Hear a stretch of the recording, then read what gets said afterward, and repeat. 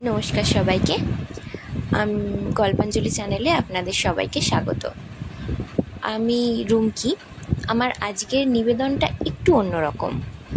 আমার নিজের লেখা একটি ছোট গল্প, ইচ্ছে। কিছুটা বাস্তব আর কিছুটা মনের কল্পনা মিশিয়ে তৈরি গল্পটি। অবশ্যই সবাই শুনে জানাবেন কেমন লাগলো, আর আমার চ্যানেলটি অবশ্যই সাবস্ক্রাইব করে দেবেন।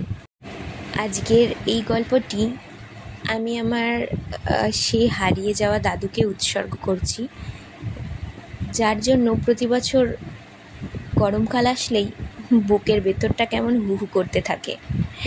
আমাদের প্রিয়জনরা আসলে এমনিভাবেই ফাঁকি দিয়ে চলে যায়। তো শুরু করা যাক আমার আজকের নিবেদন, ইচ্ছে।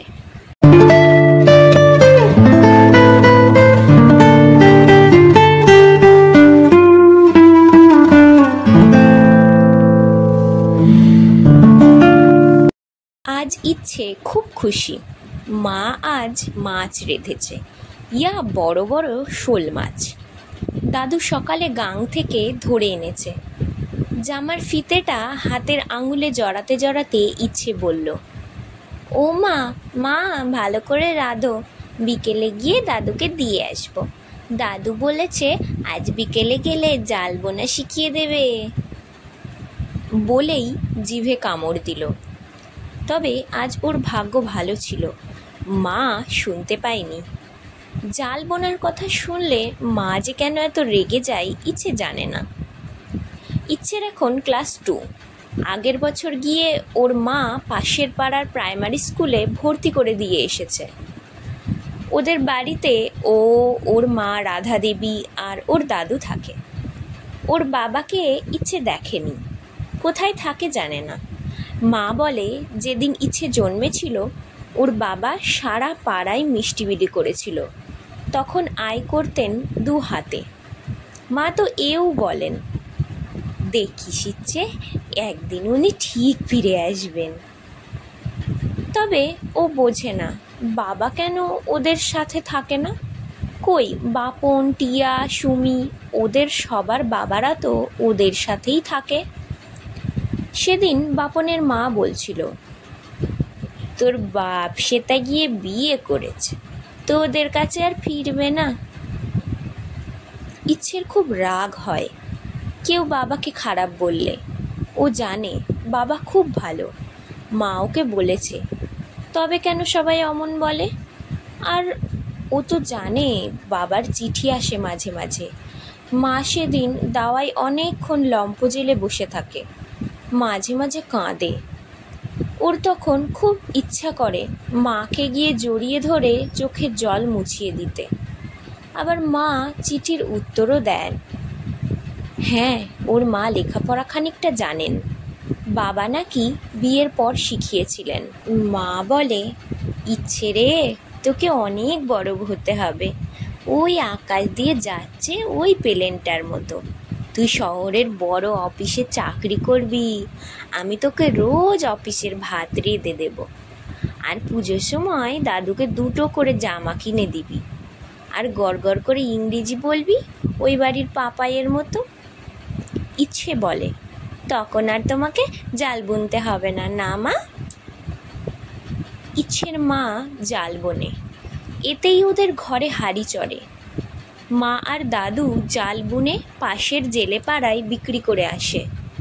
আর দাদু এই আমের মরশুমে গাঙের ধারের যে আমলিচুর বাগান আছে ওখানে 2-3 মাস পাহারা দেয়। বাগানের মালিকরা শহরে অনেক দূরে থাকে, অনেক বড় লোক। এখানে কিছু মানুষকে বাগানের দায়িত্ব দেওয়া আছে। দাদু এই সময়টা কুঁড়ে বেঁধে থাকে বাগানে। পয়লা বৈশাখের দিন মা গিয়ে কুঁড়ে নিকিয়ে আলপনায়কে পুজো দিয়ে আসে। ইচ্ছের এটা আনন্দের সময়। রোজ বিকেল হলেই দাদুর কাছে চলে আসে। এমনিতে দাদু রেঁধেই খায়, তবে মা যেদিন ভালো কিছু রাঁধে দাদুর জন্য পাঠিয়ে দেয়। আর ফেরার পথে ইচ্ছে কোনো দিন কলমি, কোনো দিন থানকুনি, কোনো দিন 2টো কাঁচা আম নিয়ে যায়। দাদু মাঝে মাঝে মাছ ধরতে যায় গাঙে। ওদের বাড়িতে ভালো রান্না খুব একটা হয় না, মা বলে, সব ভালো খেয়ে নিলে হবে? আমার ইচ্ছে যখন বড় স্কুলে পড়বে কত টাকা লাগবে, এই বড় ভাঁড়টা পুড়তে হবে। ইচ্ছে ভাবে, আচ্ছা সেও কি সুমির দিদির মতো বেনি করে স্কুলের সাদা জামা পরে রোজ বড় স্কুলে যাবে? তখন বড় স্কুলের দারোয়ান যদি না ঢুকতে দেয়? যা, তাই কেন? তখন তো স্কুলের খাতায় নাম থাকবে ইচ্ছে মণ্ডল। তবে বড় স্কুলের দারোয়ানটা বড্ড ভালো। একবার দাদুর সাথে মাছ দিতে গেছিল, ওকে কত আদর করেছিল, 2 হাতে ভরে লজেন্স দিয়েছিল। ভাবতে ভাবতে দাদুর কাছে চলে এলো। ও দাদু, তুমি আবার এই জালটা বুনছো, কি হবে এতে? এই এতক্ষণে তোমার আসার সময় হলো গিন্নি বুড়ি, তোমার জন্য আমি তখন থেকে পথ চেয়ে আছি। গিন্নি বুড়ি এই নামেই ডাকে দাদু ওকে। দাদু বলে, এই এত নাম আমার মনে থাকে না বাবা। তা ঠিক, দাদু কারো নামই মনে রাখতে পারে না। রাধাকে মা বলে ডাকে। ইচ্ছের খুব হাসি পায়, নিজের মেয়েকে কেউ মা বলে নাকি? আচ্ছা, ওর বাবা ওকে কি বলে ডাকতো, ইচ্ছে নাকি অন্য কিছু?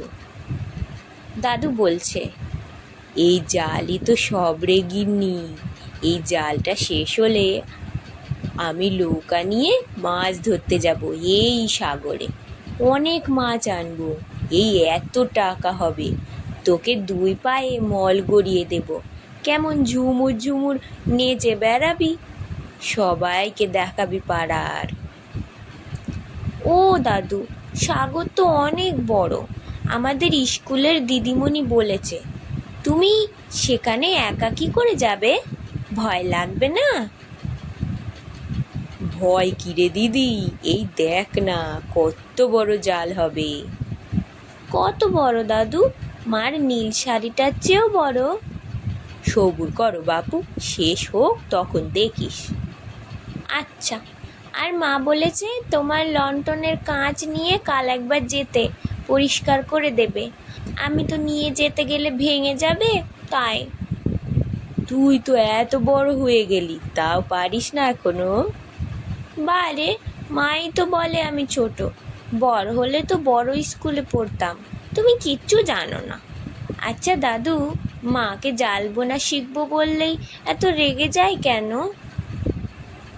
দাদু ইচ্ছেকে কাঁধে তুলে নিয়ে বলল, মা তো ছোট থেকে অনেক কষ্ট করেছে রে গিন্নি বুড়ি, তাই চাই না তুইও কষ্ট করিস।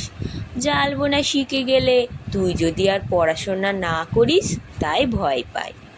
আর তুই তো আমার লক্ষ্মী বুড়ি, তুই একদিন ওই জাম গাছটার মতো বড় হবি, দেখিস সবাইকে ছায়া দিবি। রাতে শুয়ে ইচ্ছে ভাবছিল কাল বাগানের বড় খেজুর তলায় খেজুর কুড়োতে যাবে। খেজুরগুলো পেকেছে আজ দেখে এসেছে। সুমি, বাপন, টিয়া সবাইকে ডাকতে হবে। ওদিকটাই বড্ড জঙ্গল, জল বিছুটি, গেলেই ছেঁকে ধরে একেবারে। হঠাৎ মায়ের হাতের হাত পাখার দিকে নজর গেল। সন্ধে থেকে যতক্ষণ ও হারিকেনের আলোয় পড়তে বসে, মা হাত পাকা দিয়ে হাওয়া করে। রাতে শুয়েও মায়ের হাত চলে, এমনকি ঘুমের মধ্যেও। আচ্ছা, মায়ের কি হাত ব্যথা করে না? মাকে বললে হেসে বলে, যখন মা হবি তখন বুঝবি। ঘুম ভাঙল দরজা ধাক্কানোর শব্দে।